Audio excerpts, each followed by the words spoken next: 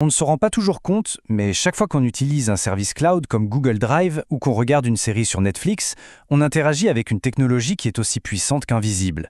Cette technologie, c'est la virtualisation. Aujourd'hui, on va soulever le rideau pour découvrir ensemble comment ce concept comment il a absolument tout changé dans le monde de l'informatique.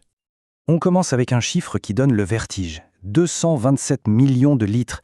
C'est la quantité d'eau qu'un seul petit centre de données peut consommer en 10 ans, juste pour le refroidissement. C'est astronomique. Alors, quel est le rapport avec la virtualisation? Eh bien, cette technologie, c'est justement la solution qui a permis de s'attaquer à ce gigantesque problème de gaspillage. La question, c'est comment en est-on arrivé là? Comment a-t-on pu construire ces monstres énergivores? Pour le comprendre, il faut faire un petit voyage dans le temps, revenir à ce qu'on pourrait appeler les âges sombres de l'informatique. C'est là qu'on va trouver la racine d'un problème fondamental d'inefficacité.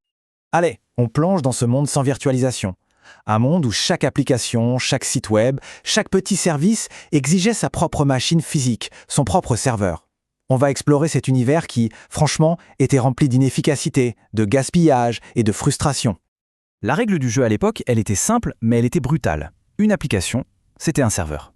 Le service de messagerie de l'entreprise, un serveur. Sa base de données, un autre serveur. Le site internet, encore un autre. C'était une relation directe, un pour un, qui a créé des problèmes absolument colossaux. Les conséquences pour les entreprises, c'était un vrai cauchemar. Il faut s'imaginer des salles entières remplies de serveurs qui tournaient à peine, mais qui coûtaient des fortunes en matériel, en électricité et bien sûr en climatisation. Une boîte pouvait dépenser des millions dans une infrastructure qui, en réalité, était super mal utilisée. Et le personnel informatique, il passait son temps à éteindre des incendies plutôt qu'à innover. Mais voilà, face à ce mur de gaspillage, quelque chose d'incroyable s'est produit.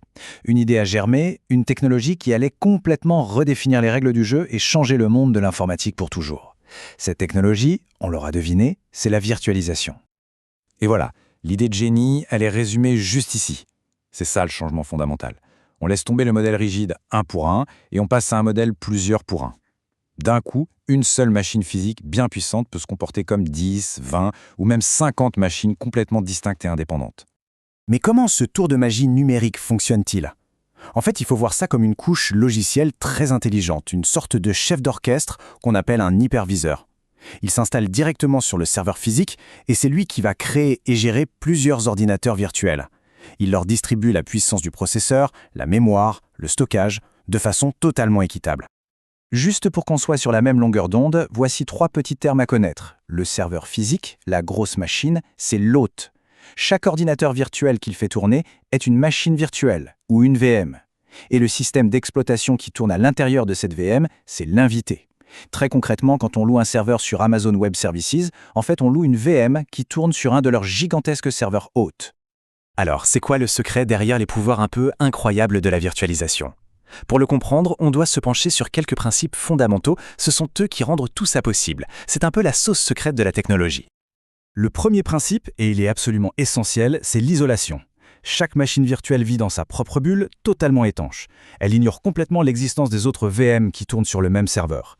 Donc si l'une d'entre elles plante ou est victime d'une attaque, les autres, elles, continuent de fonctionner comme si de rien n'était. C'est une garantie de stabilité et de sécurité qui est juste énorme.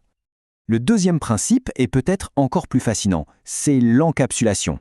Il faut imaginer que son ordinateur entier, avec Windows ou Linux, les logiciels, tous les documents, soient contenus dans un seul et unique fichier, un peu comme une sorte de Tupperware numérique qui contiendrait un système informatique complet.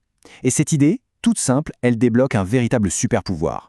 Et voilà ce super-pouvoir en action. Déplacer un serveur d'une machine à une autre devient aussi simple que de faire un copier-coller d'un fichier. Un développeur qui vient de finir son application peut juste copier le fichier de sa VM et l'envoyer sur le serveur de production. Plus besoin de passer des jours à tout réinstaller. C'est aussi simple que ça. C'est fou, non? D'accord, la technologie est super élégante. Mais au final, qu'est-ce que ça change pour les entreprises, pour nous, les utilisateurs? Dans cette partie, on va regarder les bénéfices très concrets de la virtualisation et voir comment elle améliore vraiment notre quotidien numérique. Comme on le voit bien sur ce graphique, l'impact le plus direct, c'est sur les coûts. En consolidant plein de serveurs virtuels sur une seule machine, on réduit drastiquement les dépenses. Certaines entreprises ont vu leurs coûts matériels et énergétiques baisser de 40%, et parfois même plus. Il faut s'imaginer réduire sa facture de serveur de plus de la moitié. C'est énorme. Mais au-delà de l'argent, la fiabilité fait un bond spectaculaire. Prenons un site de e-commerce pendant les soldes. Si un serveur tombe en panne, grâce à la virtualisation, on peut restaurer le site depuis une sauvegarde en quelques minutes et le relancer sur une autre machine. Ça peut littéralement sauver l'entreprise de pertes colossales et protéger sa réputation. Et pour les équipes informatiques, alors là, la vie change du tout au tout. Au lieu de courir partout pour gérer des centaines de machines physiques, les administrateurs peuvent piloter toute leur infrastructure depuis un seul écran. Leur boulot devient plus simple et ils peuvent enfin se libérer du temps pour se concentrer sur des projets plus stratégiques, plus innovants. Bon, maintenant qu'on maîtrise le concept, il est temps de jeter un œil aux différentes saveurs de virtualisation qui existent. Parce que oui, il n'y a pas une seule et unique façon de faire, mais plusieurs approches techniques. On va explorer rapidement les 3 principales. Comme ce tableau le montre, chaque type a ses forces. La complète, c'est la plus simple, mais elle est un peu plus lente. La paravirtualisation, elle, est plus rapide, mais elle demande d'adapter un peu le système d'exploitation. Et puis il y a l'assistée par le matériel qui aujourd'hui est intégrée dans quasiment tous les processeurs modernes. Elle offre le meilleur des deux mondes, vitesse et simplicité. C'est elle qui est devenue la norme. Cette citation de Bob Muglia résume parfaitement tout ce dont on vient de parler. Le mot-clé ici, c'est isoler. Tout est là.